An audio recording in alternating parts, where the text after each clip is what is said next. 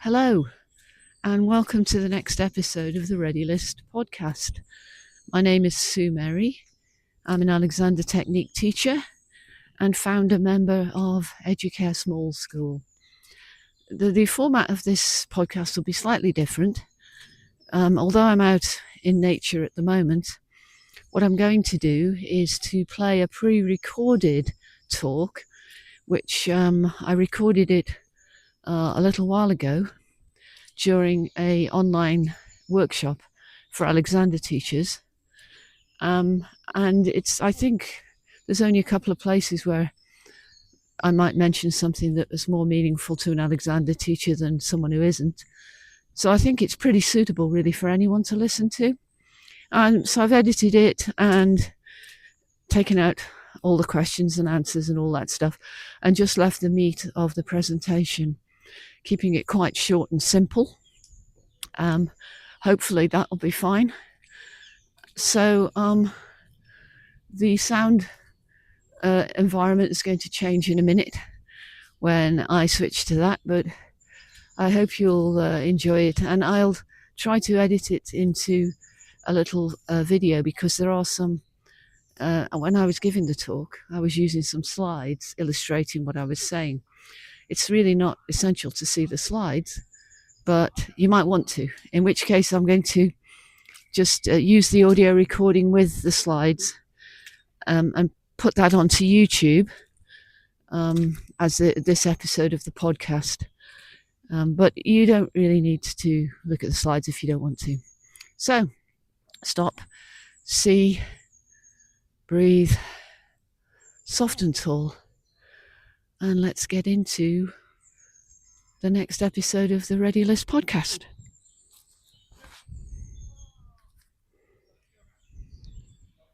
What's the main job of the brain? So have a little think for a second, what you think that is.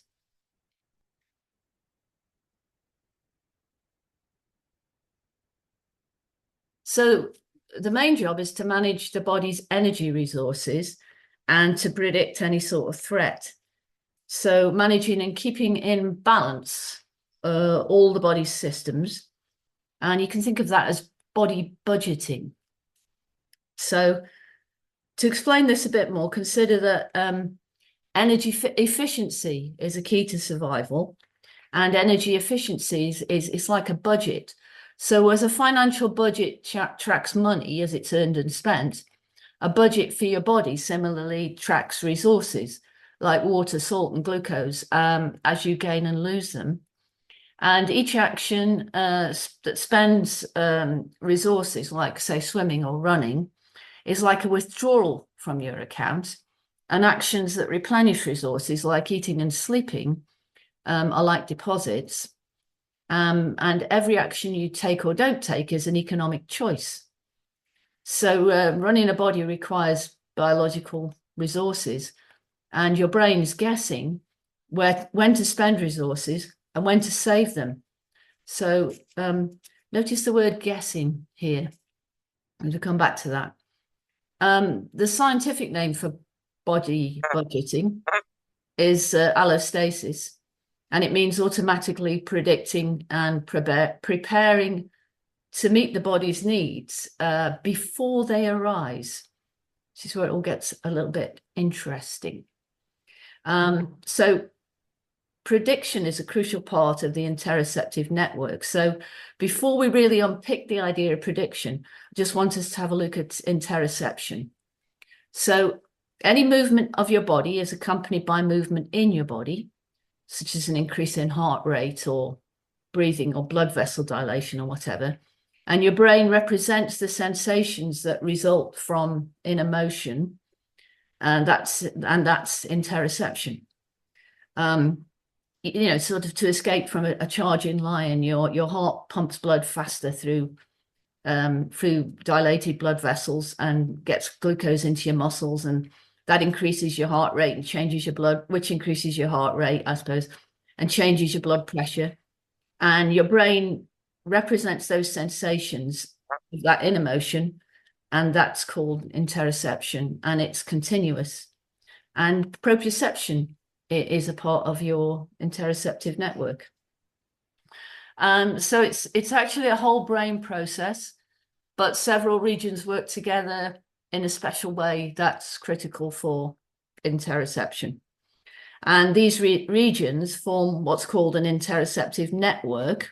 And interestingly, it's intrinsic in your brain. So like your networks for vision, hearing, and your other senses.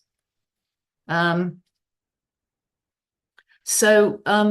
interoceptive network does this. It issues predictions about your body, and it tests the resulting simulations against sensory input from your body. This is all very interesting. We'll go over this again in a second.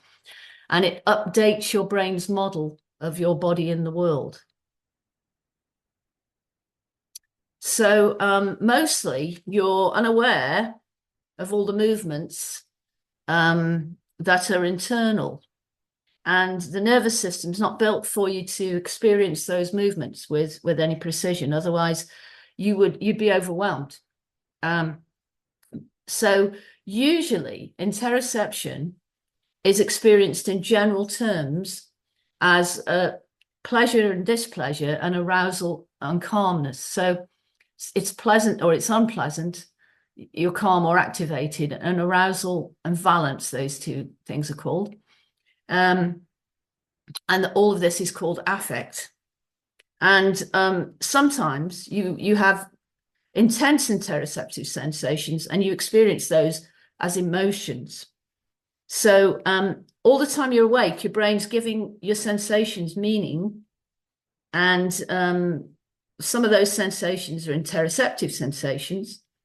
And the resulting meaning that your brain gives those sensations can be an instance of emotion.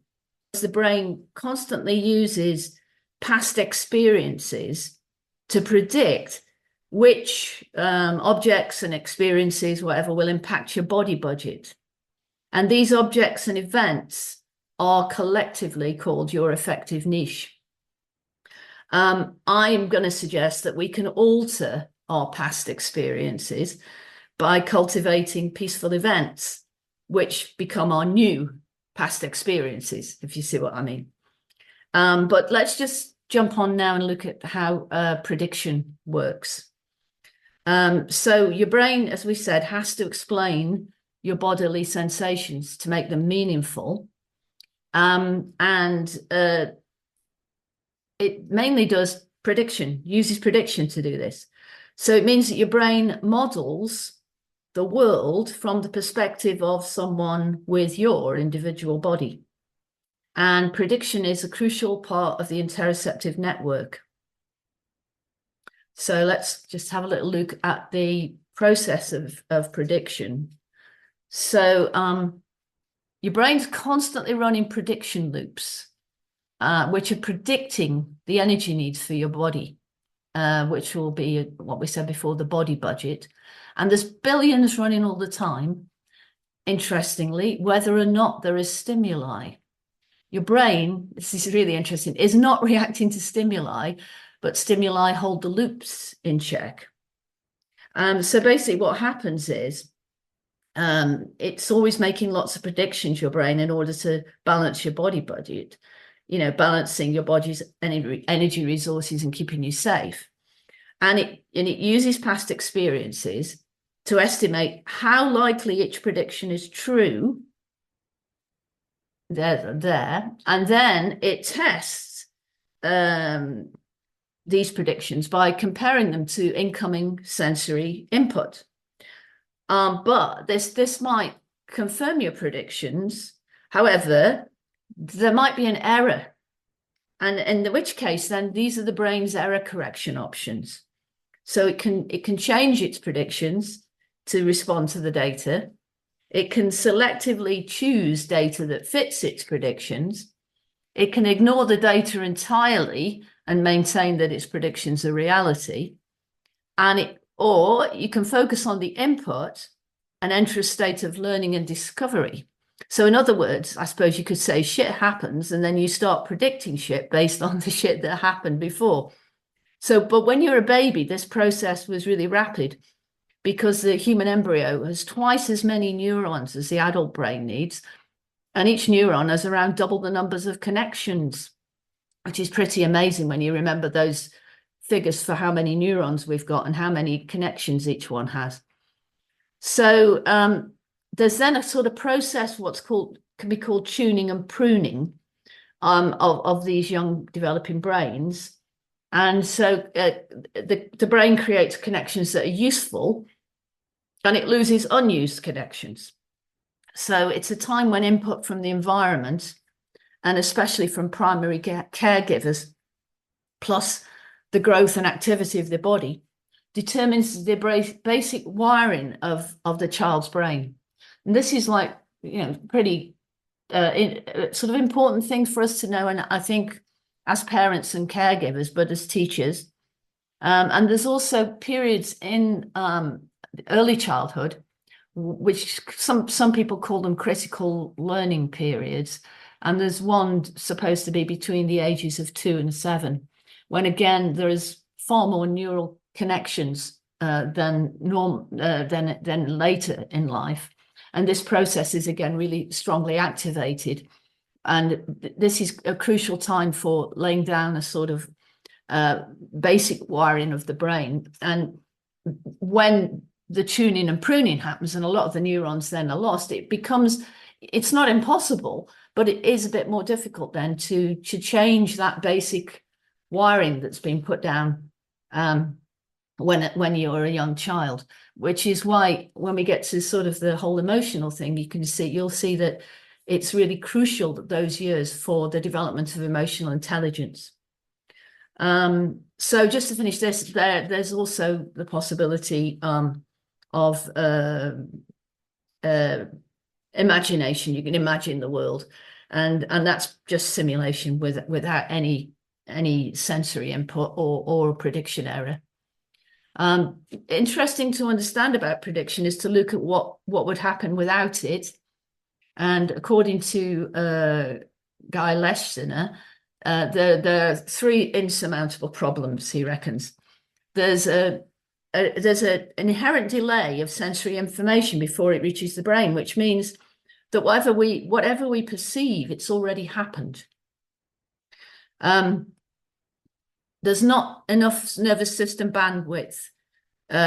We just don't have the bandwidth to convey every single bit of sensory signal to our brains, and our brains don't have the power to process it. And sensory information is ambiguous. To resolve that, it needs a best guess. So let's have a quick look at this summary. So there's a continuous process inside you called interoception.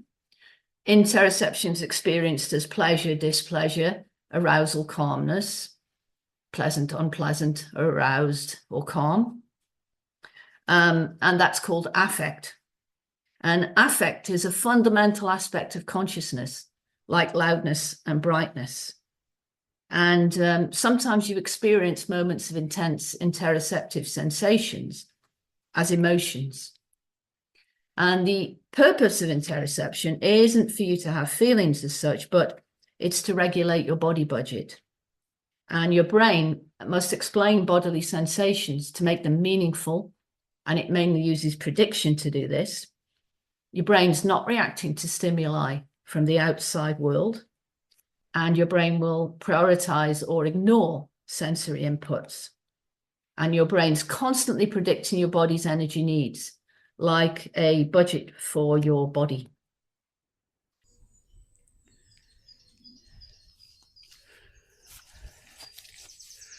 So that's the end of the presentation.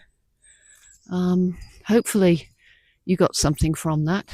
And I would urge you to research it yourself, because again, there's a ton more information than I can convey in just a few minutes.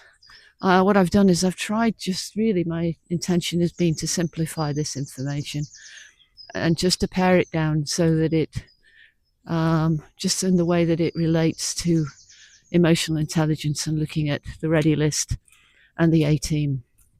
So stop, see, breathe, soft and tall, and thank you for listening.